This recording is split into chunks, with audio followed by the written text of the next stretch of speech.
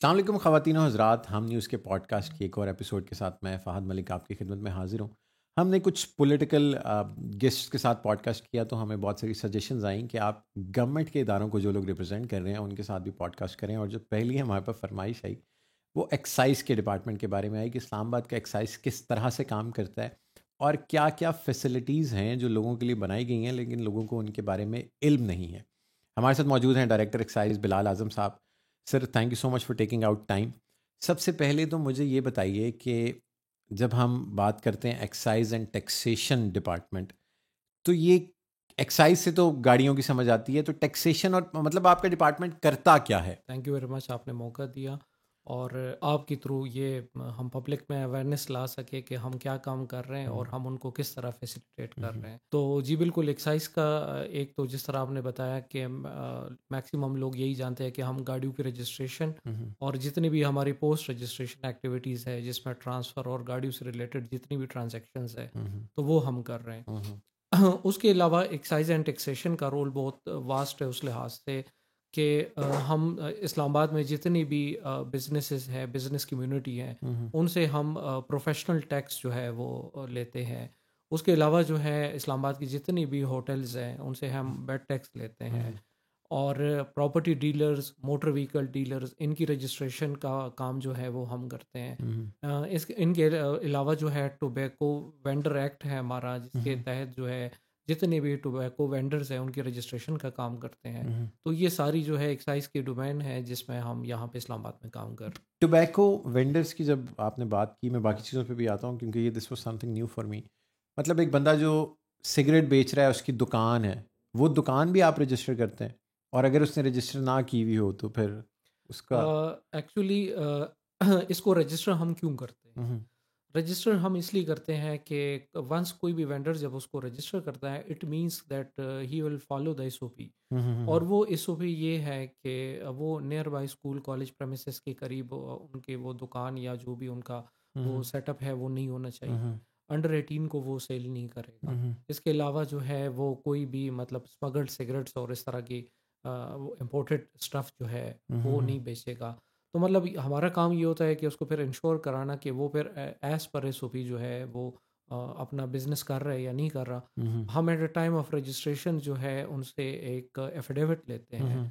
और अगर फिर उस पे कोई खिलाफ वर्जी करते हुए पाया जाता है तो अकॉर्डिंगली हम कन्फिस्केशन वगैरह करते हैं उसमें। मैंने क्योंकि बहुत सारे लोगों को ये नहीं पता, मेरे वालिद साहब को भी इस चीज़ का आइडिया नहीं था, और जब मैंने अपनी गाड़ी के टोकन्स कराने थे तो मुझे अभी भी याद है कि my father used to go to excise, और वो लंबी लाइनों में लगते थे, और एक दफ़ा उन्होंने मुझे भेजा। फिर जब मेरे पास गाड़ी आई तो मैंने ऐसे ही ऑनलाइन सर्च किया और मुझे वो एक ऐप थी कोई, उसके बारे में आपसे पूछते हैं। टेक्नोलॉजी कितना तो मुझे याद है कि मैंने अपने पिछले साल टोकन जमा कराए थे वाया ऐप, और वो कुछ शायद नेशनल बैंक के साथ लिंक्ड थी, मुझे उस ऐप का नाम भूल गया। तो टेक्नोलॉजी का कितना रोल है? आप, क्योंकि आपका जो ज़्यादा काम है वो सर्विस डिलीवरी का है, लोगों ने गाड़ियाँ रजिस्टर करानी है, गाड़ियों की इंस्पेक्शंस होनी है, टोकन टैक्सेस पे होने हैं, ये जो आप प्रोफेशनल बिल्डिंग के टैक्सेस की बात कर रहे थे वो होने हैं। तो उसमें तो फिर बंदे आते रहेंगे, लाइनें लगती रहेंगी, वो एक बड़ा मुश्किल सा बन जाता है, किसी के पास टाइम नहीं होता कि वो इतनी लाइनों में आके लगे। तो टेक्नोलॉजी को कितना आपने एम्बेड किया हुआ है अपने सिस्टम में? जी, ये क्वेश्चन आपका बहुत ज़बरदस्त उस लिहाज से है कि हमारा जितना एक बाकी लोगों के लिए भी एक अवेयरनेस इस लिहाज से हम्म, है कि जितनी हमने उसमें इंडक्शन ऑफ टेक्नोलॉजी की है तो उसका हम्म, इम्पैक्ट जो है हमारी ऑफिस में हमने देखा है कि पब्लिक फैसिलिटेशन हम्म, प्लस रेवेन्यू जनरेशन वाइज दोनों में उसका इम्पैक्ट आया है। हम्म, सपोज़ जिस तरह आपने बात की टोकन टैक्स की, तो हम्म, टोकन टैक्स में ये वाला सीज़न जब शुरू होता है हम्म, न्यू ईयर फाइनेंशियल ईयर, हम्म, तो वो जुलाई से शुरू होता रियलाइज। है। जब आपने वो वाले टोकन जमा कराए होंगे तो आपको याद होगा कि कितनी गर्मी में आप उधर आए होंगे। बिल्कुल। फिर आप हमारे र- इंस्पेक्टर साहब की हाँ, लाइन में बिल्कुल। होंगे, फिर इंस्पेक्टर साहब का मूड अगर हाँ, और अच्छा उस ज़माने में होगा रोज़े थे, तो फिर जून उनका में। मूड हाँ, डेफ़िनेटली ख़राब होगा।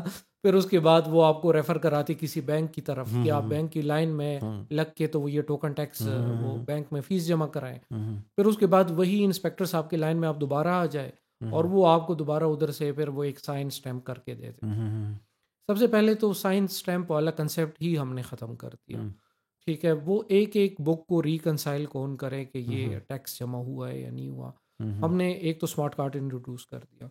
स्मार्ट अच्छा। कार्ड पे अब ना कोई स्टैम्प है ना कोई साइन है उस तरह का। सिर्फ चिप है वो। हाँ, चिप है और उसमें सारा डेटा इंडक्टेड है। हम्म, और वो स्मार्ट कार्ड टोकन टैक्स जो है वो आप ऑनलाइन जमा करा सकते हैं। ऑनलाइन आप किस तरह जमा करा सकते हैं? इस्लामाबाद सिटीज़न ऐप जो है वो आप मोबाइल में एंड्रॉयड यूज़र है या आप आईफ़ोन की यूज़र हैं, वो उसमें अवेलेबल है। आप उसको डाउनलोड करें, वहाँ पे सिंपल अपनी एक पीएस आईडी जनरेट करें। पीएस आईडी जनरेट करने के लिए बड़ा सिंपल सा आपने नेम और आईडी कार्ड नंबर और ये दूसरा जो है अकाउंट नंबर डिटेल वगैरह वो दे देनी है, ईमेल एड्रेस। उसके बाद आपकी पीएस आईडी जनरेट हो जाएगी। पीएस आईडी जनरेशन के बाद आप वो वाली ट्रांजैक्शन एटीएम से, इजी पैसा से, नादरा की सहूलत सेंटर से, अच्छा। किसी भी बैंक की किसी भी ब्रांच से, प्लस अपने ऑनलाइन अकाउंट से। अच्छा। तो ये वाली फैसिलिटी हमने दी। और फिर हमने ये किया कि फिर भी लोग जो है वो आते थे कि नहीं हमने ये कराना है और यहाँ पे। तो हमने इस दफ़ा जो है वो अपने प्रेमिसेस में बिल्कुल टोकन टैक्स बंद कर दिए थे कि जो भी टोकन टैक्स होगा वो ऑनलाइन हो। ऑनलाइन ही लगाए। ठीक है, तो अच्छा। उससे ये है कि लोग ऑटोमेटिकली उस साइट पे चले गए। हम्म, और दूसरा उसका सबसे बड़ा फ़ायदा ये है कि एक तो रियल टाइम में रिकंसाइल होता है। हम्म, दूसरा, अभी आप कहेंगे कि मैंने टोकन टैक्स जमा कराया, एक हम्म, क्वेश्चन है, हम्म, तो मेरे पास क्या सबूत होगा कि मैंने हम्म, गाड़ी का टैक्स जमा कराया? हम्म, तो वो आप जैसे ही टैक्स जमा कराते हैं, आपको वो जो ईमेल एड्रेस आपसे लिया जाता है, हम्म, उस पे फ़ौरन हम आपको कंप्लायंस दे देते हैं। अच्छा। आपको एक पीडीएफ फॉर्मेट में वो रसीद रिसीव हो जाती है जिस पे हम्म, टोकन टैक्स सबमिटेड आता है कि हम्म, टैक्स पेड अप टू। तो हम्म, वो उसमें आता है। ठीक है, उसके बाद आपको मोबाइल पे एक मैसेज भी आ जाता है। ठीक है, तो ये हम्म, चीज़ें आप एज अ प्रूफ रख सकते हैं। हम्म, उसी टाइम डेटा ऑनलाइन अवेलेबल है। आप अपनी गाड़ी का डेटा ऑनलाइन ओपन करें और वहाँ पे आप अपना टैक्स अपडेटेड आपको नज़र आ जाएगा।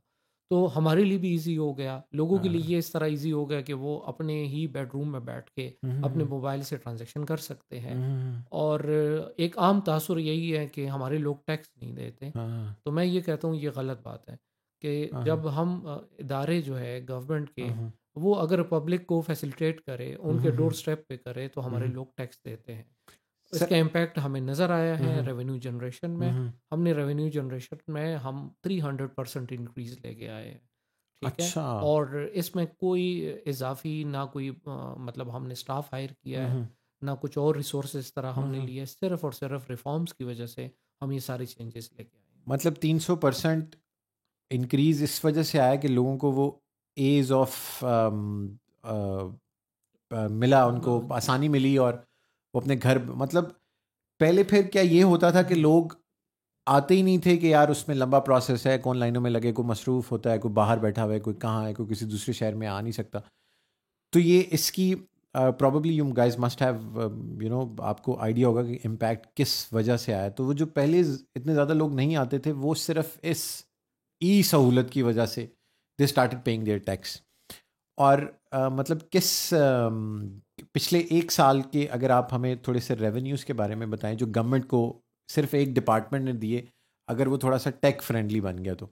जी, ये जो आपने बात की तो ये सिर्फ मैं एक साइड बता रहा हूँ, इसके हम्म, अलावा बाकी रिफॉर्म्स भी है जिस पे हम अभी बात करेंगे। ठीक है। और ओवरऑल रेवेन्यू की बात अगर हम करें तो हम्म, अभी लास्ट ईयर हमने मोर देन 19 बिलियन रेवेन्यू जो है टोटल हम्म, जनरेट किया है, हम्म, जिसमें एक्साइज के प्लस एफबीआर की रिकवरी दोनों मिला के मोर हम्म, देन 19 बिलियन। और अभी लास्ट 6 मंथ्स में जो है वो हमने ऑलमोस्ट 9.5 बिलियन जो है 9.5 अरब, ये 6 मंथ्स में गो के हालात टफ थे टैक्स के हवाले से, लोगों के मतलब थोड़े से गाड़ियों की वो ट्रांजैक्शंस भी कम थी, लेकिन फिर भी अल्हम्दुलिल्लाह हमने इतना रेवेन्यू जनरेट किया है। तो मैं तो इसको इस एंगल से देख रहा हूँ कि हमने जितने ये रिफॉर्म्स लेके आए हैं और उसमें हमारी एडमिनिस्ट्रेशन ने, हमारे डीसी साहब ने, ऊपर चीफ कमिश्नर साहब ने हमें टोटली सपोर्ट किया है। और हमें उसमें टेक्नोलॉजी में जिधर जिधर हम ज़रूरी समझते थे तो हमने वो ऑटोमेट किया है और उसका इम्पैक्ट जो है वो हमें नज़र आया। ये तो क्योंकि आप इस्लामाबाद को डील करते हैं, तो ये और मेजरली शहर में गाड़ियों के नंबर्स भी इस्लामाबाद के हैं, तो उनके लिए तो ये आसानी हो। क्या सूबों में भी इतनी इम्प्लीमेंटेशन है टेक्नोलॉजी की? क्योंकि प्रॉब्ली वो तो फिर पंजाब का पंजाब के अंडर आता होगा, केपी का केपी के अंडर। तो सूबों के एक्साइज में कितनी टेक्नोलॉजी की इंटरवेंशन है? जी बिल्कुल, जिस तरह आपने बात की तो एक्साइज जो है वो प्रोविंशियल सब्जेक्ट है। हमारा रोल जो है वो इस्लामाबाद या आईसीटी एडमिनिस्ट्रेशन के हवाले से, उस हवाले से है। बिल्कुल अल्लाह का शुक्र है जो हम ये चीज़ें रिफॉर्म्स लेके आए हैं। हमने सूबों को एक आध हमारी इस तरह की वो मीटिंग हुई है जिसमें हम्म, हमने उनको अपने रिफॉर्म सारे बताए हैं हम्म, और हमने उनको ये बताया है कि जब हम थोड़ा सा हम दूसरी साइड पे टेक्नोलॉजी वाले साइड पे ज़्यादा गए हैं हम्म, तो उसका इम्पैक्ट हमें इन इन चीज़ों में नज़र आया है। हम्म, जिस तरह गाड़ियों के रजिस्ट्रेशन और ट्रांसफ़र के लिए हमने बायोमेट्रिक सिस्टम इंट्रोड्यूस किया। हम्म, तो बायोमेट्रिक सिस्टम को इंट्रोड्यूस हुए हमें कोई मोर देन 3 इयर्स हो गए हैं और वो बड़ा सक्सेसफुल रहा। हम्म, उसमें ये है कि हमारे स्टाफ की अपनी एक जो एक अथॉरिटी थी, हम्म, हम जब ट्रांसफ़र के टाइम उनको कहते थे कि आप सेलर परचेज़र को देके, हम्म, तो वो सिर्फ हाँ, कागज़ों की हद तक चेक होते थे। हाँ, हाँ, हाँ, अब तो ये है कि ना किसी को वहाँ पे आने की ज़रूरत है उस लिहाज हम्म, से। वो अगर कराची में है, लाहौर में है, हम्म, एप्लीकेंट कहीं भी है, हम्म, वो उधर ही अपना बायोमेट्रिक कराएँ और हमारे हम्म, पास रियल टाइम में आ जाता है। हम्म, दूसरा ये है कि बेनामी गाड़ियों की रजिस्ट्रेशन जो है वो हाँ, बिल्कुल ख़त्म हो गई है।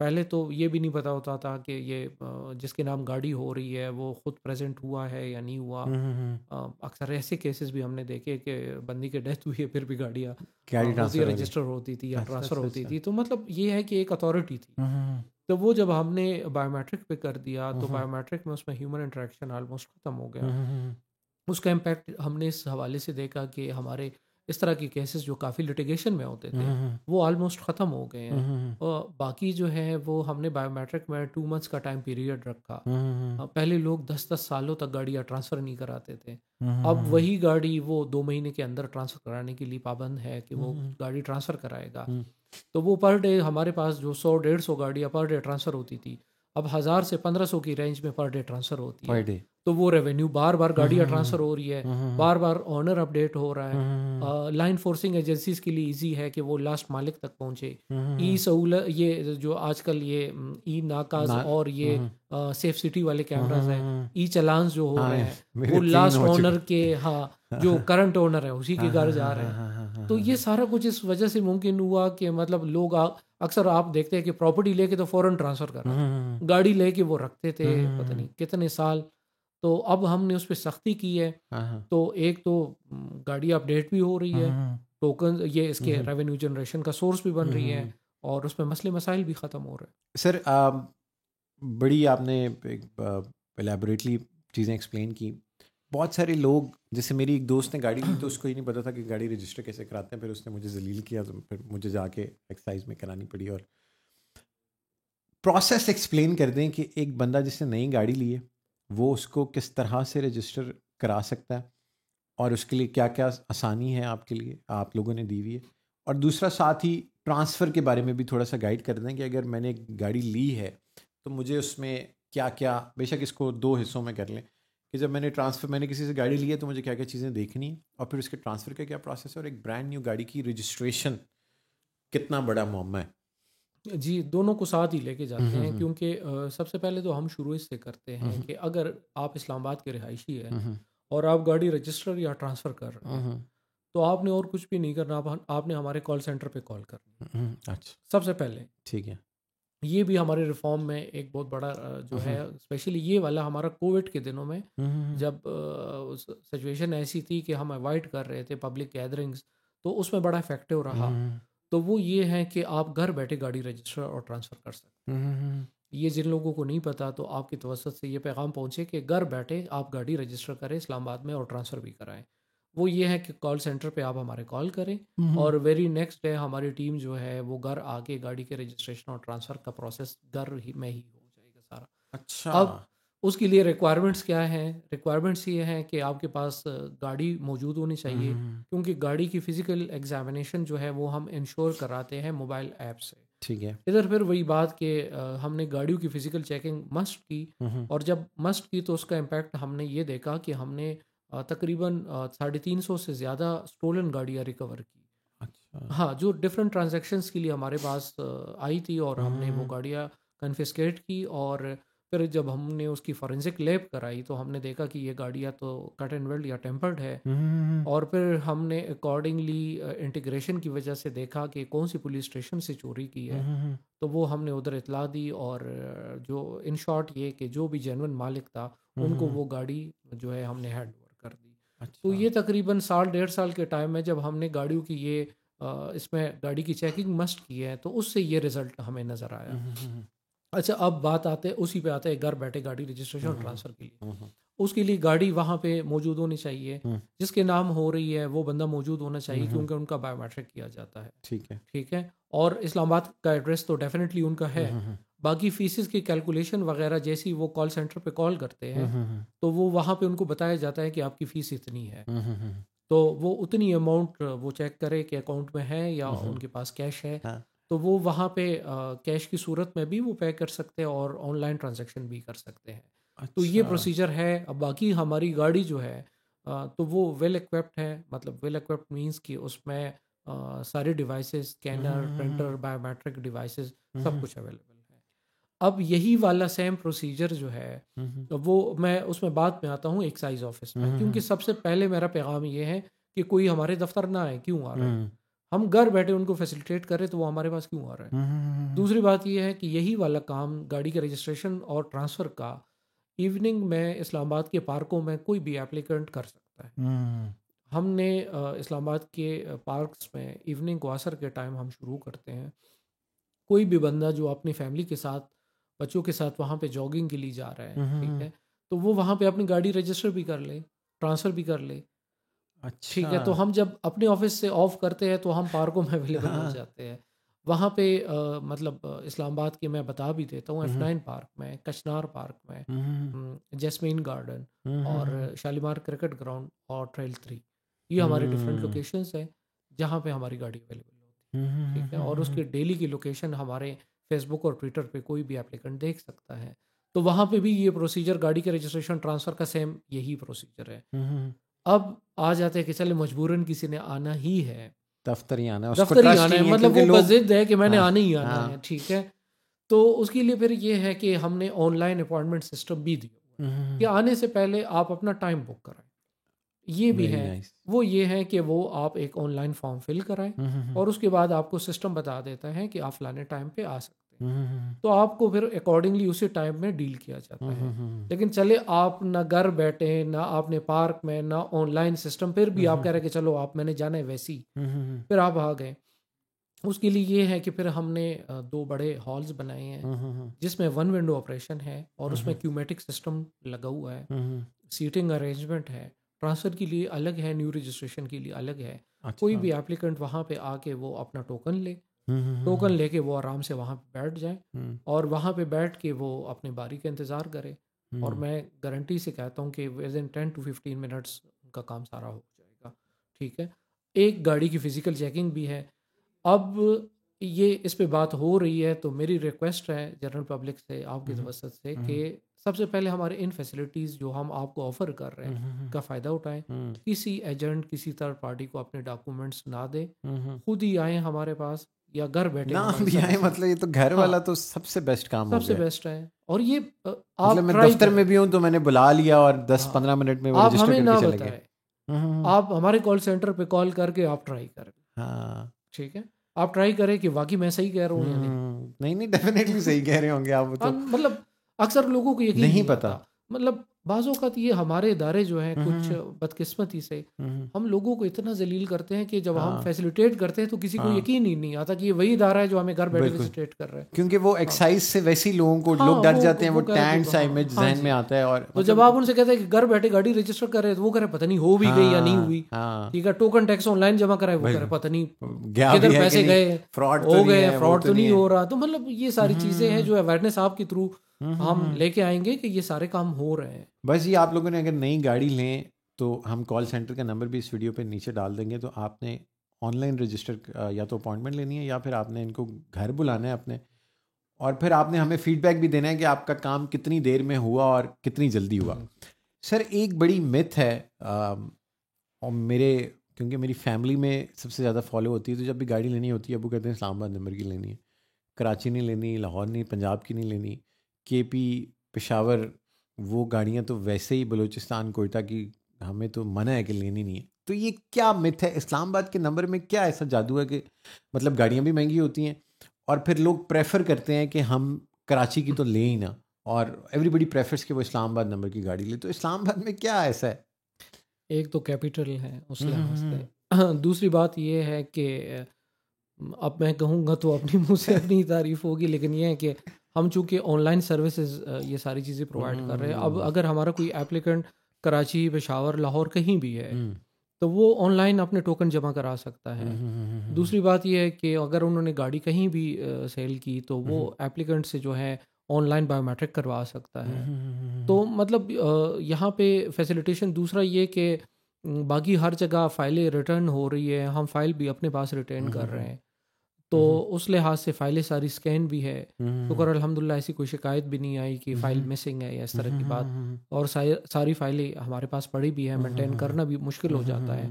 हमने सारी फ़ाइलें आर्काइविंग उसकी की हुई है। वेरी तो नाइस। उस लिहाज से मतलब मैं ये कहूँगा कि टेक्नोलॉजी को हमने इंडक्शन ज़रा टाइमली किया हुआ है। मज़ीद भी गुंजाइश है, बेहतरी की गुंजाइश। जितनी आपकी मतलब पब्लिक डीलिंग ज़्यादा होती है, उतनी आपको मतलब उसमें फैसिलिटेशन ज़्यादा देनी पड़ती है और आपको मज़ीद बेहतरी की मैं ये नहीं कह रहा कि हम बिल्कुल ही परफेक्ट है। मतलब कुछ बाकी लिहाज से बाकी प्रोविंसेस आगे है। सपोज़ मैंने देखा है कि पंजाब कई एरिया में वो आगे मतलब उन्होंने परफॉर्म किया अच्छा। केपी का हमने देखा है कि उनका नारकोटिक्स के हवाले से काफ़ी अच्छा वो रोल रहा है। पूरा वो एक फ़ोर्स है, वहाँ पे काम कर रहे हैं। तो मतलब इस तरह के चीज़ें हैं अभी। लेकिन अभी मैंने देखा है कि ये वाले रिफॉर्म्स जो हैं ये सूबों में भी आ रहे हैं। सिंध भी कर रहा है बायोमेट्रिक, पंजाब में मेरे ख्याल में हो गया कंफर्म है। तो वहाँ पे ये चीज़ें हो गई है। तो अच्छी बात है कि हम एक दूसरे के फुट स्टेप्स जो है वो फॉलो करें। जितनी भी अच्छे इकदाम है, वो चाहे किसी भी सूबे ने उठाए हो पब्लिक फैसिलिटेशन के लिए, तो वो अगर कोई दूसरा सूबा फॉलो करे तो होना चाहिए। बेहतरीन। आपने अभी बात की कि गाड़ियों के इंजन स्टैम्पर्ड होते हैं, कट हुई हुई होती हैं, तो गाड़ियों में कौन कौन से फ्रॉड्स हैं जो कोई बंदा गाड़ी ले रहा हो उसको उनको चेक करना चाहिए कि बाद में ये ना हो एक्साइज पकड़ ले कि भाई ये तो ट्रांसफ़र ही नहीं हो सकती, रजिस्टर ही नहीं हो सकती। तो गाड़ी में कौन कौन से फ्रॉड्स होते हैं? जी भाई, ये गाड़ियों के हवाले से जो है वो ये है कि जिस तरह अभी मैं बता रहा हूँ कि हमने गाड़ियों की फ़िज़िकल चेकिंग मस्ट की हुई है ना। तो एक सेंस में हमारे पास रश भी बहुत हो जाता है, ट्रैफिक भी ब्लॉक हो जाती है। वहाँ पे लोग अक्सर हमें बुरा भला भी कहते होंगे कि आप खामखा गाड़ी हमसे मंगवा रहे हैं। लेकिन ये उनकी सेफ्टी के लिए अच्छा है कि अगर उन्होंने गाड़ी परचेज़ की है तो हम इंश्योर कराते हैं कि इस गाड़ी में कोई मसला तो नहीं है। ये गाड़ी कहीं टेम्पर्ड तो नहीं है, कहीं उसमें मतलब स्टोलन तो नहीं है। तो इवन अगर आपने पैसे दिए और आपने कोई गाड़ी परचेज़ की है, तो मुझसे ज़्यादा आपका इंटरेस्ट होना चाहिए कि गाड़ी ठीक है। तो इस हवाले से ज़रूरी है कि वो गाड़ी मतलब हमारे पास फिज़िकली एग्ज़ामिन कराएँ। हमारी टीम जो है वो एक्सपर्ट है, वो देख के बता देते हैं कि इसमें कोई इशू तो नहीं है। और हमने आज तक जितनी गाड़ियाँ लैब रेफ़र कराई है, तो उसमें मोर देन 95% मैं कहूँगा कि वो टेम्पर्ड ही निकली है। तो मतलब उस लिहाज से हम अपनी टीम पे ये रिलाई कर सकते हैं क्योंकि उनका एक्सपीरियंस हो गया। तो एक ये बात हो गई। दूसरा ये कि ऑनलाइन डेटा अवेलेबल है, वहाँ से डेटा वो वेरीफाई कर सकते हैं। इसके अलावा बायोमेट्रिक अगर किसी को सपोज़ आपने गाड़ी परचेज़ की, मैंने आपको बायोमेट्रिक दे दिया, तो ये बायोमेट्रिक चेक करने के लिए कि वाक़ई मेरा है भी या नहीं है, तो उसके लिए भी हमने ऑनलाइन एक्सेस दिया हुआ है, हमारे वेबसाइट पे अवेलेबल है।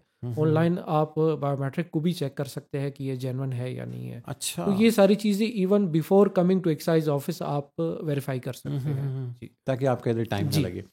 सर, पाकिस्तान में एक बड़ा इलीगल सा कॉन्सेप्ट है, क्योंकि लग्जरी कार्स महंगी हैं, तो नॉन कस्टम पेड गाड़ियाँ फेसबुक पे मैंने देखा है अक्सर लोग सेल परचेज कर रहे होते हैं।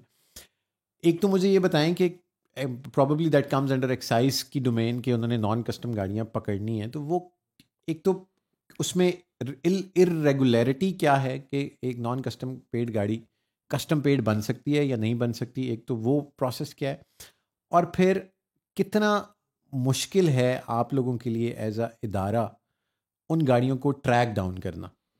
जी बिल्कुल। इसमें बड़ा सिंपल है कि हम उन गाड़ियों की रजिस्ट्रेशन करते हैं जो कस्टम से क्लियर होते हैं, जिनकी ड्यूटीज़ कस्टम से क्लियर होती हैं। और उसके लिए ऐसा नहीं है कि कोई मुश्किल सिस्टम है, ऑनलाइन सिस्टम है हमारा। और even before registering the vehicle हम उसको वेरीफाई रियल टाइम में कस्टम से कर लेते हैं। तो ये भी ऑनलाइन वो उस पे जो हम बात कर रहे थे इंटीग्रेशन, तो उसका सबसे बड़ा फ़ायदा ये है कि इवन वो ऑनलाइन वेरीफाई हो जाते हैं। दूसरी बात जो आपने की कि नॉन कस्टम पेड व्हीकल्स, तो वो तो कस्टम की भी डोमेन है, हमारी भी है। जिधर गाड़ी नज़र आए तो आपने गाड़ी कन्फिस्केट करनी है। अब वो गाड़ी कस्टम वाली जो है, अगर कस्टम ने कन्फिस्केशन की और वो टेम्पर्ड नहीं है, तो वो फिर कस्टम अकॉर्डिंगली उन गाड़ियों को ऑक्शन करती है, और ऑक्शन में कोई भी बंदा जो है वो गाड़ी परचेज करके तो दोबारा उसकी ड्यूटीज़ पे करा के तो वो हम रजिस्टर उसको लीगली कर सकते हैं। तो ये एक प्रोसीजर है कि जिन गाड़ियों की कन्फिस्केशन हो जाती हाँ। है तो वो फिर कस्टम उसको अकॉर्डिंगली ऑक्शन करता है, हाँ। और आफ्टर ऑक्शन जो है हम उसको रजिस्टर करते सो अगर हैं। मेरी गाड़ी कॉन्फिस्केट हो गई तो मुझे वो वापस नहीं मिल सकती, चाहे मैं उसकी ड्यूटीज पे करूं, जब तक वो ऑक्शन नहीं होगी। वो ऑक्शन होगी और फिर आपसे ऊपर अगर किसी और बंदे ने हाँ। बिड दे दी हाँ। तो वो फिर उनकी हो गई। तो वो उस लिहाज से आप इस पे ना सोचें। हाँ। सर, जब आपने ये सारी रिफॉर्म्स की तो ऑब्वियसली बहुत सारे लोगों के कंसर्न्स भी होंगे जो पुराने सिस्टम के बेनिफिशरीज होंगे। जब टेक में चला गया, लेटेस्ट हो गया, तो फिर बहुत सारे अकाउंट्स क्लोज हो गए, तो बहुत सारे लोगों को मसले भी हुए होंगे। और फिर जो आपका डिपार्टमेंट है वो it particularly deals directly with the public, और हमारी को पब्लिक इतनी मतलब काइंड नहीं है कि लोग आते होंगे और गालियां देते होंगे, और कई लोग आपके ऑफिस को भी बम्बार्ड करते होंगे कि भाई मेरा काम नहीं हुआ। हालांकि वो probably that must be the legal reason कि यार गाड़ी टेम्पर्ड है, या वो तो कहेगा मैंने पैसे दिए।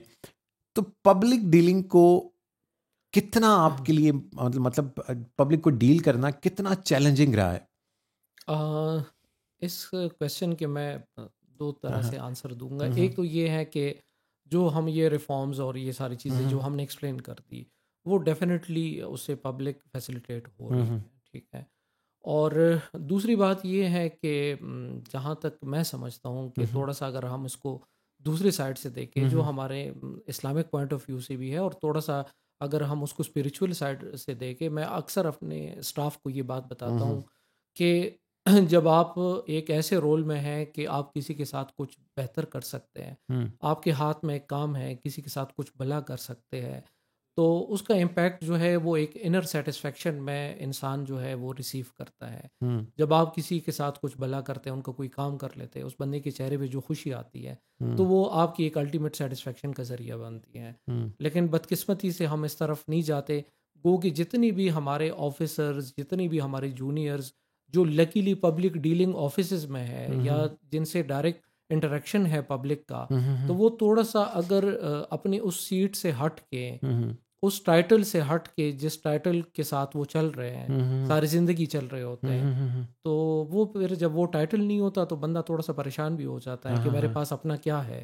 तो वो अगर उस टाइटल से हट के वो ह्यूमन टू ह्यूमन इंटरेक्शन एक अगर कर ले तो उसका इम्पैक्ट बड़ा पॉजिटिव आता है। उससे वो अगला क्लाइंट जो होता है आपका, वो भी सेटिस्फाई हो जाता है, और एक आपकी भी अल्टीमेट सेटिस्फेक्शन का ज़रिया है, अगर हम इस बात को समझें। सर, अब आपने टाइटल्स की बात की, मुझे खुद अब ये लगता है कि शायद हम ज़्यादा टाइटल्स के साथ या उनकी वजह से जीते ना। मतलब मेरे पास एक पोजीशन है, मैं इस इदारे में एक डिपार्टमेंट को रिप्रेजेंट करता हूँ, तो आप मेरे पास आए, आप एक इदारे को रिप्रेजेंट करते हैं, तो मैंने आपको बुलाया। मुझे लगता है कि शायद ये चीज़ें ना इधर ही रह जानी है। अल्लाह ताला ने आपको भी सदा इस डिपार्टमेंट में नहीं रखना और मुझे भी नहीं रखना। सो इवेंचुअली मुझे ये लगता है कि हम चीज़ों के साथ जितनी अटैचमेंट डेवलप कर लेते हैं उतना वो हमें कमज़ोर करती हैं, चाहे वो टाइटल्स हैं, इंडिविजुअल्स हैं, मटेरियल थिंग्स हैं। लेकिन if you take that title out ना, तो वो उस इंडिविजुअल की वो वैल्यू नहीं रहती। आपकी अपनी नज़र में बेशक हो, लेकिन द सोसाइटी एट लार्ज आपको उस रोल के अलावा कुछ नहीं समझती ना। मतलब फॉर इंस्टेंस प्राइम मिनिस्टर था, चला गया, अब उसके पास सीट नहीं है, तो he doesn't have that power ना। हमारा COS वाज बिग इन्फ्लुएंस ना। चीफ चला गया, नया चीफ आ गया, रिप्लेसमेंट होगी, मतलब हर जगह ऐसे ही होता है।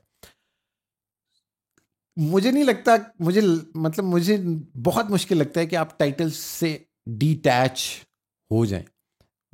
थोड़ा सा इसको एक्सप्लेन करें कि जी, how how how is this possible. ये हाँ, बड़ा इंटरेस्टिंग टॉपिक आपने छेड़ दिया।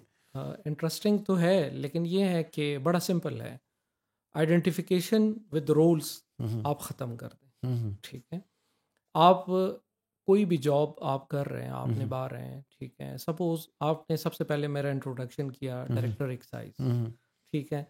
तो अगर मैं डायरेक्टर एक्साइज वाली हवा में रहूं और हम्म डायरेक्टर एक्साइज को लेके मैं किसी से इंटरेक्ट करता हूं तो वो शायद इतना इफ़ेक्टिव नहीं होगा। हम्म लेकिन अगर मैं ये कहूं कि मैं एक इंसान हूं और एक इंसान से मैं रब्ता कर रहा हूं हम्म तो उसका इफ़ेक्ट बड़ा पॉजिटिवली पड़ेगा। हम्म और आइडेंटिफिकेशन की बात जहाँ तक है तो वो यही है कि अगर सपोज़ आप अपने आप को एक मीडिया पर्सन, एंकर पर्सन समझ रहे हैं हम्म और सारी ज़िंदगी आपके जहन में यही है, तो आप इस रोल के साथ बेसिकली आइडेंटिफिकेशन कर रहे हैं। और वंस जब आप आइडेंटिफाई हो जाते हैं उस सीट के साथ तो फिर आपके लिए मुश्किल हो जाता है। और अगर आप, सिंपल सी बात है, आइडेंटिफिकेशन छोड़ दें और आप थोड़ा सा अपने इनर के साथ उसमें बहाल हो जाए तो वो स्पिरिचुअल पॉइंट ऑफ व्यू से भी और मज़हब के पॉइंट ऑफ व्यू से और आपकी पब्लिक पॉइंट ऑफ व्यू से भी उसका इंटरेक्शन बड़ा पॉजिटिवली पड़ेगा। सपोज़ कोई भी, मैं एक चीज़ देखता हूँ, कोई भी अगर मरीज़ एक जाता है डॉक्टर के पास, वो डॉक्टर जो है एज ए डॉक्टर बन के जब उस मरीज़ को देखता है तो शायद उसका असर इतना ना हो।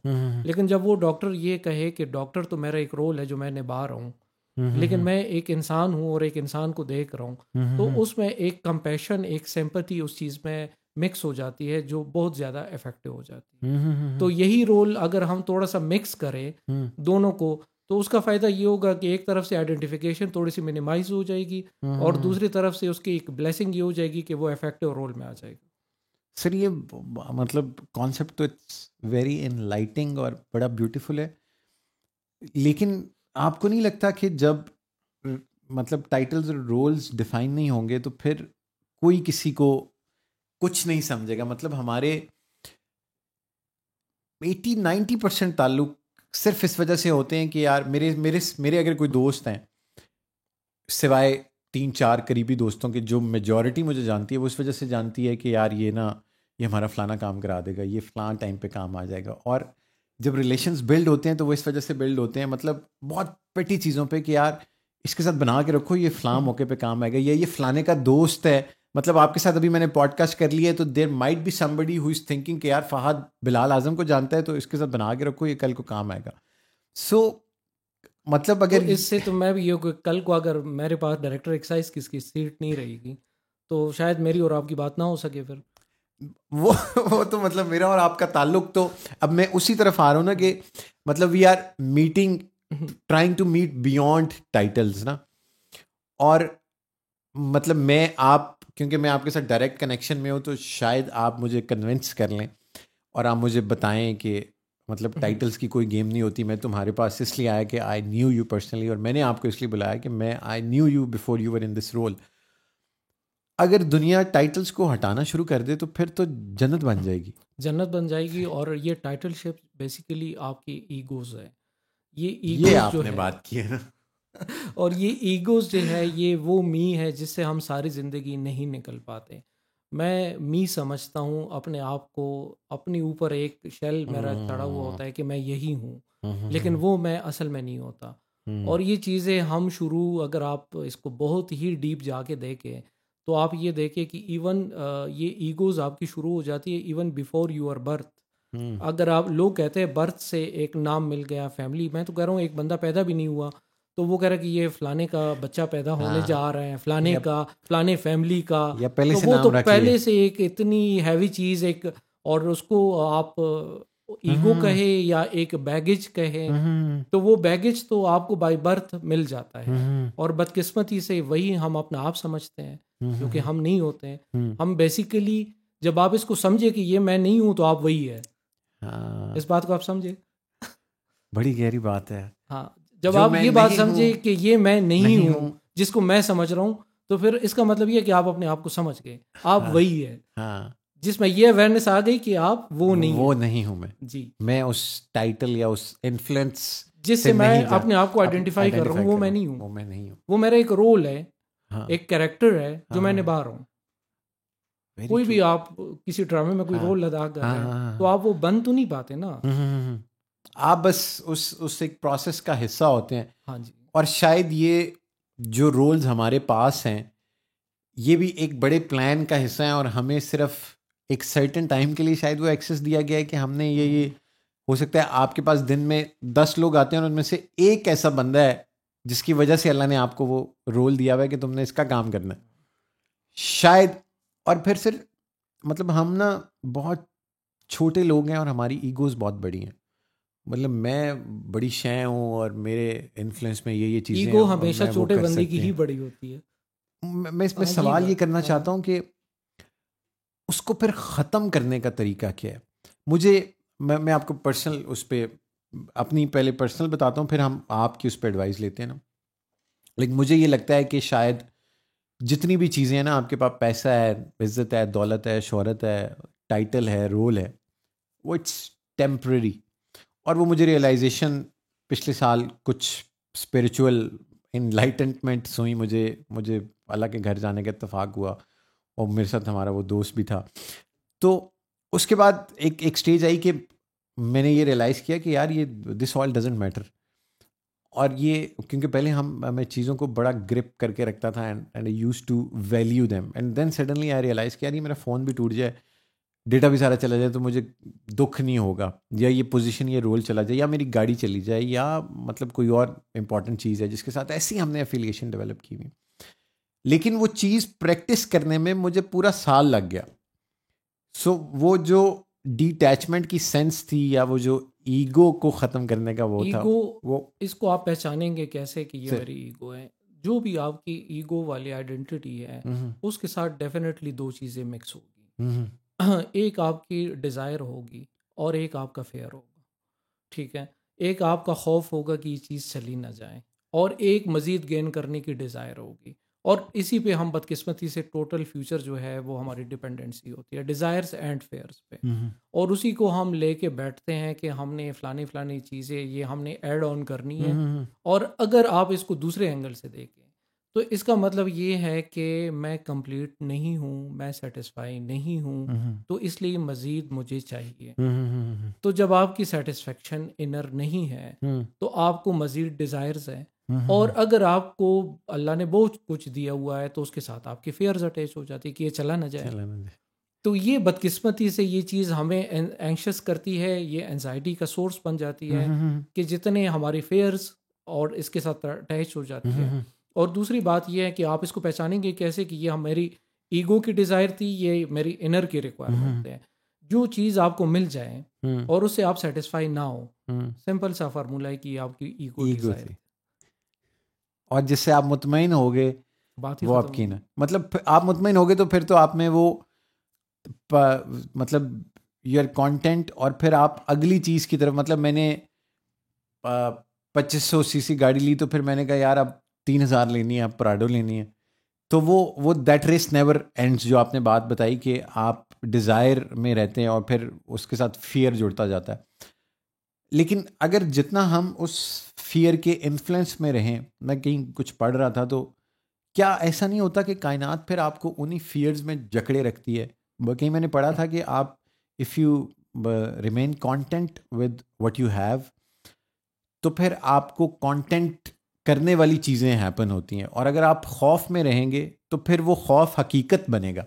ये आपने इशारा किया किसी और साइट पे, हम्म, ये टॉपिक कहीं और अब चला हाँ हाँ, गया। एक्चुअली ये फिनोमेना आजकल बहुत चल रहा है, इट्स बेसिकली मैनिफेस्टेशन, हम्म और इसको आप लॉ ऑफ अट्रैक्शन कह हम्म सकते हैं। हम्म तो अगर उस साइड पे हम बात करें तो ये बिल्कुल एक थ्योरी जो है आजकल, इस पे कई बुक्स भी है, द सीक्रेट, द मैजिक, और इस तरह की काफ़ी बुक्स भी इस पे आ चुकी है, जिसमें मैनिफेस्टेशन टेक्निक्स हैं, अफर्मेशंस हैं कि आप किस तरह चीज़ों को अट्रैक्ट कर सकते हैं। लेकिन बात फिर वही आ जाती है कि मैनिफेस्टेशन बिल्कुल जो आप डिज़ायर करते हैं तो वो चीज़ आपको मिलती है अल्टीमेटली। लेकिन अगर वो डिज़ायर आपकी सेटिस्फेक्शन से जाए और आप पहले से ही उस पोजीशन में हो कि जो आप इमेजिन कर रहे हैं कि मैं फ़लानी गाड़ी जब हासिल करूँगा और उससे जो मेरी फीलिंग्स होगी, अगर आप उस फीलिंग में अभी से चले जाएँ तो ऐसी कई हज़ार गाड़ी आपके पास आ जाएगी। लेकिन अगर आप उस फीलिंग में अभी से चले जाए, ये मैनिफेस्टेशन का मेन सोर्स है कि उस सेटिस्फेक्शन में आपने अभी से चले जाना है, हाँ। तो everything will come. So satisfaction में हम चले गए तो फिर तो वो डिज़ायर ख़त्म हो गई। नहीं, फिर डिज़ायर जब आपकी ख़त्म हो जाएगी तभी आपको मिलेगी। ये एक अजीब सा पैराडॉक्स है। डिज़ायर ख़त्म हो गई तो फिर हाँ, शायद फिर इसीलिए आपको होता है चीज़ें कि अटैच, हम हाँ, किसी चीज़ के बहुत पीछे भागते हैं तो वो नहीं मिलती। और जब वो नहीं चाहिए होती तो फिर वो मुड़ थोड़ के आपके पास वापस आ रही बस होती अब है। आप समझ गए। सर ये तो आपने बड़ी ज़बरदस्त बातें कर दी, और आई विश कि हमारे पास ज़्यादा टाइम हो और हम किसी दिन आपके साथ सिर्फ ये तो वो बातों से बात निकली, और क्योंकि इस पॉडकास्ट की खूबसूरती है कि हम प्लान्ड नहीं करते, वो एक कन्वर्सेशन से I am so glad to know this side of you कि आपने बहुत सारी चीज़ों पे हमें गाइड भी किया और बहुत सारे स्पिरिचुअल कॉन्सेप्ट्स के बारे में भी बताया। इस पे हम कभी वक्त मिला तो आपके साथ एक सेशन अलग से करेंगे और कोशिश करेंगे कि उसको लाइव करें और लोगों के साथ लोगों के रियल टाइम में सवालात लें, क्योंकि ये अगर ये होने लग जाए जो जिस तरह से आपने बताया, तो फिर तो शायद हमारी मतलब आधे मसले हल हो जाएं। हम अपनी आधी ज़िंदगी उन ख्वाहिशात की दौड़ में गुजार देते हैं जो शायद जिनकी हमें ज़रूरत ही नहीं होती। अगर आप ये बात कर रहे हैं इसको एंडिंग पे सर अगर हम लेके जाएं तो आप देख लें कि ये ईगो ही सारी मतलब वो जिसको आप मसाइल कहते हैं का फसाद की जड़ है। सर। ईगो सिर्फ ये नहीं होती कि इंडिविजुअल मेरी है और आपकी है। आपका एक इदारा है, इसकी अपनी एक कलेक्टिव फिर ईगो हो जाती है। मेरा एक इदारा है, उसके फिर एक कौम है, उनकी वो कौमियत वाइज एक ईगो बन जाती है और वो फिर ज़्यादा डेंजरस होती जाती है। वो फिर हर बंदा एक तो अपने इंडिविजुअल ईगो को निभा रहा होता है, साथ में कलेक्टिव में भी अपना रोल अदा कलेक्टिव में कर भी रहा होता है। कंट्रीब्यूट कर रहा होता है। तो ये एक पूरा कंपोनेंट्स मिलके पूरे सिस्टम को वो ख़राब भी करते हैं और बेहतर भी करते हैं। तो अगर ये वाली अवेयरनेस आ जाए कि किस तरह इससे हम अपने आप को डिटेच करें और किस तरह हम इसमें अवेयरनेस लेके आए, किस तरह हम मिनिमाइज कर सकते हैं, मतलब कंप्लीट तो कोई एक भी टिप इंसान दे नहीं दें कर सकता। हमारे ऑडियंस के लिए कि मतलब ऑब्वियसली उस लेवल पे तो बहुत मुश्किल लोगों का पहुंचना, लेकिन हाउ टू स्टार्ट विद इस ईगो को ख़त्म करने के लिए, मतलब क्या बेसिक्स एक आधी टिप दे दें ताकि लोग कुछ इम्प्लीमेंट करना शुरू हों, और मैं सबसे पहले खुद अपनी पर्सनालिटी में और अपनी ज़ात में उसको इम्प्लीमेंट करूं। सबसे बेसिक चीज़ जो है कि अपने थॉट्स के साथ आइडेंटिफिकेशन छोड़ दें। हम्म, ठीक है, जब आप अपने थॉट्स में रहते हैं तो आप बेसिकली अपने ईगोज में रहते हैं। मतलब आप इस थॉट आप खुद थॉट नहीं हो। ठीक है, मतलब आप वो अवेयरनेस हो जो इस समझ रहे हो कि मैं इस थॉट में चला गया। हम्म, आप बेसिकली वो वाली अवेयरनेस हो। तो अगर आप ये बात समझ गए कि मैं थॉट नहीं हूँ, मैं थॉट के पीछे बैकग्राउंड प्रेजेंस हूँ जो कि फील कर रहा है एक थॉट को। हम्म, तो ये बेसिक टेक्निक है कि आप किस तरह अपने आप को इससे एग्जिट करवा सकते हैं हम्म, कि जब भी आप फिर एक थॉट के उसमें जाएं, क्योंकि बेसिकली आप जिस तरह फ्यूचर या पास्ट में रहते हैं तो बेसिकली आप एक थॉट में ही रहते हैं और हाँ, उस थॉट के साथ आप आइडेंटिफिकेशन शुरू कर जाते हैं। तो सबसे बेसिक टेक्निक ये है कि जब भी आपकी थॉट आए और उसमें, और जब आप थॉट हर टाइम थॉट पे ना रहें, कभी कभी आप अपने माइंड को फ्री करें, तो फिर आपकी थॉट्स बड़ी इफेक्टिव हो जाती है क्योंकि आप फ्रेश होते हैं और आप अपनी एक इनर स्पेस क्रिएट करते हैं। तो वो जब आपकी तरफ से कोई फैसला आता है तो वो सिर्फ आपका फैसला नहीं होता, उसमें पूरी एक यूनिवर्सल इंटेलिजेंस शामिल हो जाती है और आप उसको कह सकते हैं कि वो एक विजडम वाला फैसला होता है, ना कि आपके इंटेलेक्ट का फैसला। अब मुझे समझ आ रही है कि इतने एक्सरसाइज में इतनी रिफॉर्म्स किस तरह आई और किस तरह इतनी मतलब थॉटफुल चीज़ें हुई, क्योंकि आप प्रॉब्ली अपनी ज़िंदगी में वो सब कुछ इम्प्लीमेंट करते होंगे। ये कोशिश तो करते हैं भाई, इस तरह मुश्किल हो जाता है लेकिन ये है कि कोशिश बंदा जितना करें कि चलो इन चीज़ों में बेसिकली आप जितनी चीज़ें गेन करते हैं, जितना आपका नॉलेज है वो तो आपका इंटेलेक्ट है। ठीक है, तो वो एक कंसेप्चुअल थिंकिंग है आपकी। लेकिन जब आप कोई भी चीज़, कोई भी आपका प्रॉब्लम हो, कोई भी चैलेंज हो, प्रॉब्लम ना कहें चैलेंज कहें, तो उस चैलेंज में आप अपॉर्चुनिटी देके और उसको आप थोड़ा सा अपने इनर स्पेस में लेके आए, तो फिर एक यूनिवर्सल इंटेलिजेंस और एक विजडम से उसका फैसला आ जाता है वेरी ट्रू, और वो बड़ा इफेक्टिव होता है। Very true. Sir thank you so much for taking out time, और आपने हमें सिर्फ एक्सरसाइज नहीं, आपने हमें ज़िंदगी के भी बड़े बेहतरीन प्रिंसिपल्स बताए। ख़वातीनो हज़रात, ये थे बिलाल आज़म साहब, डायरेक्टर एक्साइज इस्लामाबाद। इन्होंने बताया बहुत सारी चीज़ें कि आप अपने घर बैठ के गाड़ी रजिस्टर करा सकते हैं, ट्रांसफ़र करा सकते हैं, आप अपने टोकन टैक्सेस ऑनलाइन पे कर सकते हैं, और उसके अलावा जितनी भी फैसिलिटीज़ हैं आई वुड रिकमेंड कि आप हम एक्साइज की वेबसाइट यहाँ पे डाल देंगे, हम बिलाल साहब का और एक्साइज का जो ट्विटर हैंडल है, जो फेसबुक पेज है, वो भी इस पर साथ दिखाएँ आपके लिए डाल देंगे। आप इन पे जाइए, सर को टैग करें अगर आपका कोई मसला है, कोई परेशानी है, आपको कोई असिस्टेंस उस तरह से नहीं मिल रही जिस तरह से बताया गया है, तो सर को ज़रूर टैग करें। Sir is very active on Twitter. और हमें भी फीडबैक दें, अगर आप में से कोई अपनी गाड़ी घर बैठ के रजिस्टर कराए तो हमें भी फीडबैक दें, और फिर हम सर के साथ एक नेक्स्ट सेशन करेंगे लाइव ज़िंदगी की ये जो मिथ्स को ख़त्म करने के लिए आपने बताया हमें। ये थी जी हम के पॉडकास्ट की बिलाल आज़म साहब के साथ एपिसोड। अगली एपिसोड में दोबारा मिलेंगे।